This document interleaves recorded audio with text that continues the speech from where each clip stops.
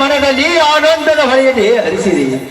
ಆದರೆ ವಾರದಿಂದ ಬಿಡದೆ ಸುರಿತಿರುವ ನಿನ್ನ ಆರ್ಭಟಕ್ಕೆ ಸಿಕ್ಕು ಬೆಳೆದ ಬೆಳೆಯೆಲ್ಲ ನೀರಿನಲ್ಲಿ ಕೊಚ್ಚಿ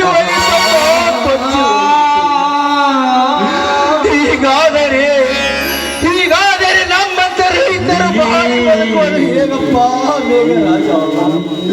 ನೀನೇ ಹೇಳು ಮೇಘರಾಜ, ನೀನೇ ಹೇಳು.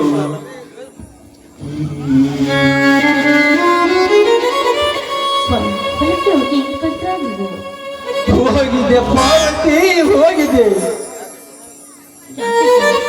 ಈ ನಿಮ್ಮ ಮಾತಿನಲ್ಲಿ ಇಷ್ಟೊಂದು ಆತಂಕ ಕಾಣ್ತಾ ಇದೆಯಲ್ಲ, ಹೊಲದಲ್ಲಿರುವ ಬೆಳೆ ಚೆನ್ನಾಗಿದೆ ತಾನೇ? ಪಾರ್ವತಿ, ಏನೆಂದು ಹೇಳಲಿ ಪಾರ್ವತಿ?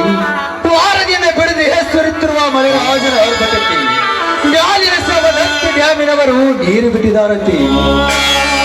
ನೀರಿನ ರಭಸಕ್ಕೆ ಸಿಕ್ಕು ಬೆಳೆ ತುಂಬಿ ನಿಂತ ನಮ್ಮ 10 ಎಕರೆ ಬಾಳಿ ತೋಟ ನೀರಿನಲ್ಲಿ ಕೊಚ್ಚಿ ಹೋಯಿತು ಪಾರ್ವತಿ, ಕೊಚ್ಚಿ ಹೋಯಿತು. ಸ್ವಾಮಿ,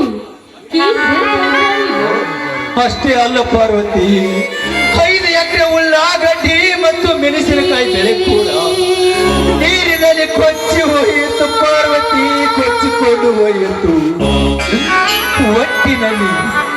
ಒಟ್ಟಿನಲ್ಲಿ ಮಳೆ ಆದರೂ ಮಳೆ ಹೋದರು ಈ ರೈತರ ಒಡಲು ಕಣ್ಣೀರಿನ ಕಡಲು ಎನ್ನುವುದು ಸುಳ್ಳಾಗದು ಪಾರ್ವತಿ, ಸುಳ್ಳಾಗದು.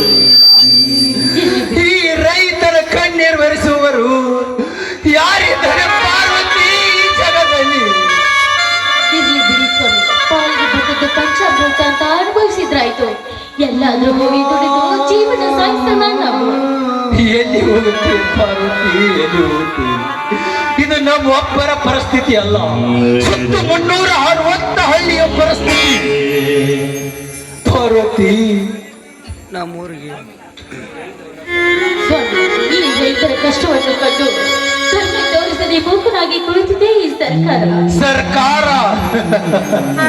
ಪಾರ್ವತಿ, ಕುತ್ತು ಕೊಟ್ಟ ರೈತರಿಗೆ ಕುತ್ತು ತಂದಿಟ್ಟ ಈ ಸರ್ಕಾರ ಈ ರೈತರ ಮೇಲೆ ಕರುಣೆ ತೋರುವುದೇ ಇಲ್ಲ ಪಾರ್ವತಿ, ತೋರುವುದೇ ಇಲ್ಲ.